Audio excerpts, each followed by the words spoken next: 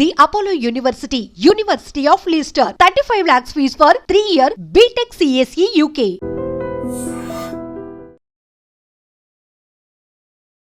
విజయనగరం జిల్లా బొండపల్లి మండలం కెరటాం గ్రామంలో అప్పల కృష్ణ అనే వ్యక్తి అనుమానాస్పద మృతి కేసునైతే పోలీసులు ఛేదించారు. ఇది హత్య అని తేల్చేశారు.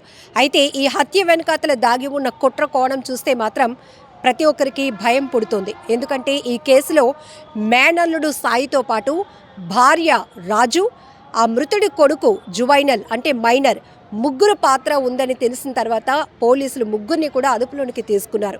అసలు ఈ కేసు ఎలా వెలుగు చూసింది అంటే అప్పల కృష్ణ మృతి చెందడంపై గ్రామస్తులు అనేక అనుమానాలు వ్యక్తం చేశారు. ఇది ఖచ్చితంగా హత్యే. ఎందుకంటే ఈ మృతుడు ఎవరైతే అప్పల కృష్ణ మేనల్లుడు సాయికి, మృతుడి భార్య రాజుకి అక్రమ సంబంధం గత కొన్నాళ్ళుగా కొనసాగుతోంది. ఈ కోణంలోనే వీళ్ళే హత్య చేసి ఉంటారు.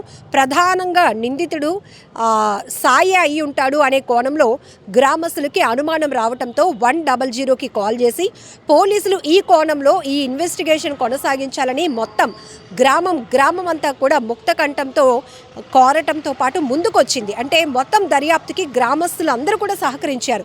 సో ఇలా కంప్లైంట్ రిసీవ్ చేసుకున్నటువంటి బొండపల్లి పోలీసులైతే ఎక్కడైతే ఈ అప్పల కృష్ణను హత్య చేసి ఖననం చేసిన ప్రదేశానికి వెళ్ళి పోస్ట్ మార్టం చేస్తే నిజాలు నిగ్గు తేలుతాయని చెప్పేసి ఆ పోస్ట్ మార్టంకి మొత్తం ఖననం చేసిన ప్రాంతంలో మొత్తం ఆ బాడీని మళ్ళీ బయటికి తీసి పోస్ట్ మార్టంకు పంపించారు.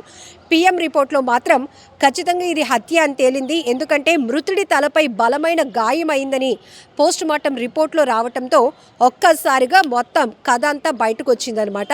ఈ మృతుడి భార్య అప్పటి వరకు అనేక డ్రామాలు ఆడుతూ వచ్చింది. తన భర్తకి బాగోలేదు, ఆరోగ్యం బాగలేదు, అందుకే నా మేనల్లుడు ఇలా మా దగ్గరికి చెప్పాడు. విషయం తెలిసినాక సాంప్రదాయంగా మా పద్ధతిలో మేము ఖననం కూడా చేశాము అని మొత్తం మీడియా ముందు కూడా ఎక్కడ లేని ఏడుపు ఏడుస్తూ ఆమె ఎందుకు జరిగిందో ఎలా జరిగిందో తెలియదంటూ పెద్ద డ్రామాయే నడిపింది. అయితే పోలీసులు ఊరుకుంటారా? గ్రామస్తులు ఇంత బలంగా చెప్తున్నారు. గ్రామస్తులు ఆల్రెడీ ఒక హింట్ ఇచ్చారు. ఈ మేనల్లుడు సాయికి ఈ మృతుడి భార్యకి వివాహేతర సంబంధం ఉంది అని చెప్పి ఈ కోణంలో కేసు దర్యాప్తు మొదలుపెట్టిన తర్వాత సాయిని మొదట పరారీలో ఉన్న సాయిని అదుపులోనికి తీసుకున్నారు. కేసు చాలా సీరియస్గా ఇన్వెస్టిగేషన్ కొనసాగుతున్న క్రమంలో సాయి మొత్తం కథ చెప్పుకొచ్చాడు. ఇది సార్ జరిగిన స్టోరీ. ఇందులో మృతుడు ఎవరైతే మా మేనమామ ఉన్నాడో అప్పల కృష్ణ భార్య రాజుతో నాకు వివాహేతర సంబంధం ఉండటం నిజమే. అయితే ఈ హత్య కోణంలో మృతుడి కొడుకు మైనర్ అయినటువంటి జువైనల్ ఆయన కూడా ఆ అబ్బాయి పాత్ర కూడా ఉంది. ఎందుకంటే ఇలా నేను రాఖీ పండుగ రోజు మా మామయ్యని బయటకు తీసుకెళ్ళాను, సరదాగా మందేద్దామని ఇద్దరం బయటకు వెళ్ళాము. ఇలాంటి మాటలు చెప్పడం వల్ల మేనల్లుడు పిలుస్తున్నాడు కదా అని పాపం తను కూడా నమ్మెళ్ళాడు.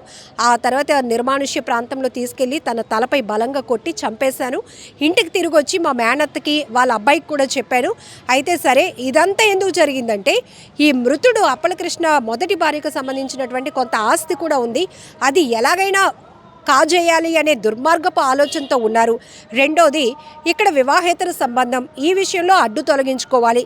ఈ రెండు ప్రధాన కారణాలతో సాయి మొత్తం నిందితుడు ప్లాన్ వేస్తే దీనికి వీరిద్దరు కూడా సహకరించినటువంటి పరిస్థితి.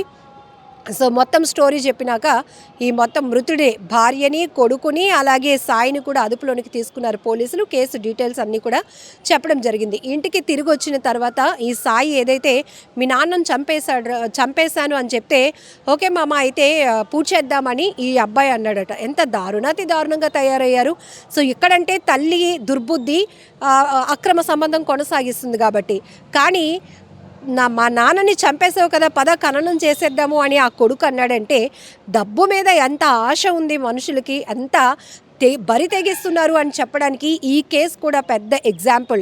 సో ఇప్పటికే ఆర్థిక పరమైనటువంటి లావాదేవీలు, వివాహేతర సంబంధాలు ప్రధాన కారణంగా ఎన్ని హత్యలు జరుగుతున్నాయో సినిమాటిక్లో స్కెచ్లు వేస్తున్నారు, సుపారీలు ఇచ్చి మరీ హత్యలు చేయడానికి తెగబడుతున్నారు.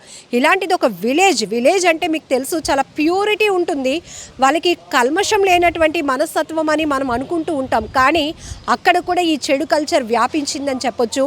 వివాహేతర సంబంధం పెట్టుకున్నటువంటి ఉన్నటువంటి ఒక మహిళ మేనల్లుడికి సహకరించి తన భర్తను అడ్డు తొలగించుకోవాలి అనుకుందంటే వీళ్ళని ఏమనాలో కూడా అర్థం కావటం లేదు. మొత్తానికైతే కేసును ఛేదించారు పోలీసులు.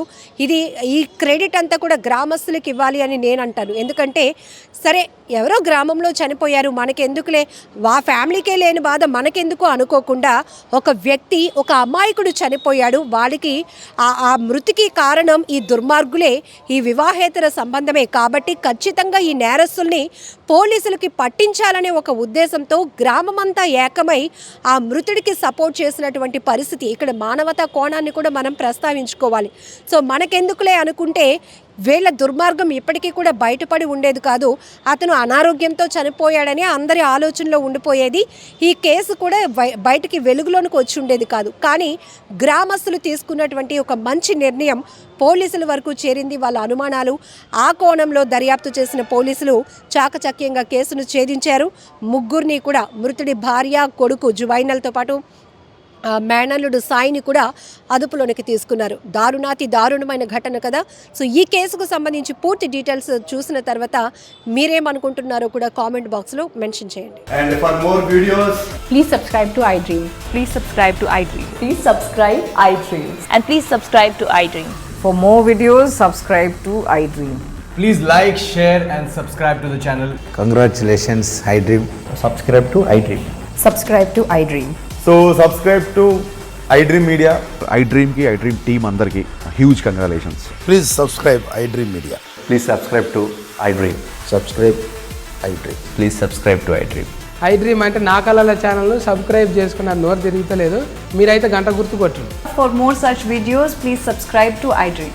Subscribe to iDream. Please subscribe to iDream. Please subscribe iDream Media. Please do subscribe to iDream. Please subscribe to iDream Media. For best entertainment and information, please subscribe iDream. And don't forget to subscribe to iDream.